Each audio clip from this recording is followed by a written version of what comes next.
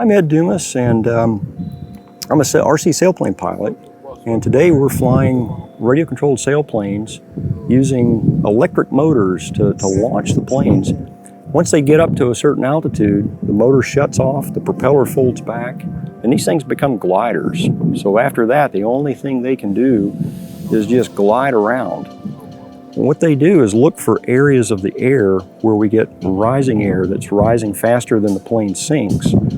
And when that happens, the airplane can circle in this thermal and start to gain altitude. And the idea is to launch to an altitude, shut the motor off, and fly for a set period of time. So in this contest, we're flying for 10 minutes. We can gain altitude. We can get airplanes as high as we can see them, fly as far away as we can see them. We always stay within visual line of sight.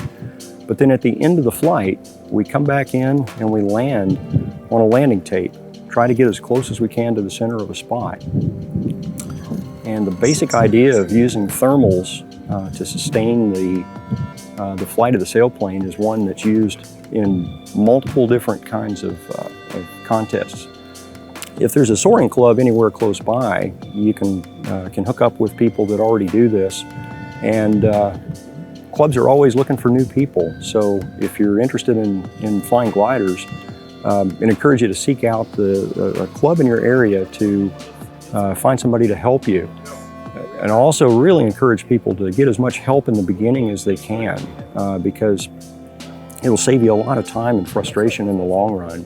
If you're able to have an expert look over your plane before you fly it the first time and help you along with some of the basics of being able to learn how to fly the airplane and control the airplane, then you can really move quickly toward getting competitive in a soaring contest if you want to.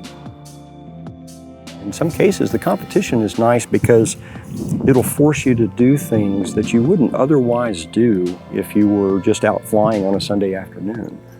That's how I've progressed through my soaring career, and by going to contests, my soaring has improved significantly. I've made major steps in my learning, and I've had a chance to do things that just if I had been left to my own devices, I probably never would have tried.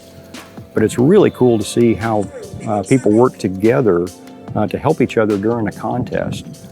For example, most people that are flying need timers, so the folks are paired up.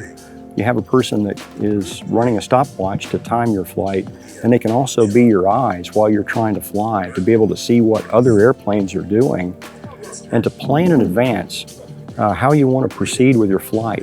So, if somebody's getting lift over here and you're over here and you have enough energy to get there, they can tell you, hey, okay, we've got a guy over here who's doing really well. Or we've got a guy over here who's sinking out like crazy. Don't go there.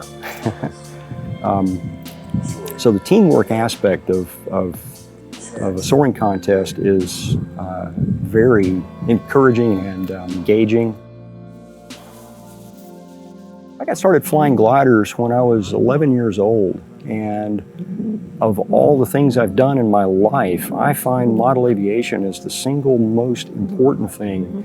It has influenced my career, it's influenced my hobby. I've got lifelong friends that I've made, and I've had a chance to meet people that within this community are rock stars, and it's just amazing how accessible people are.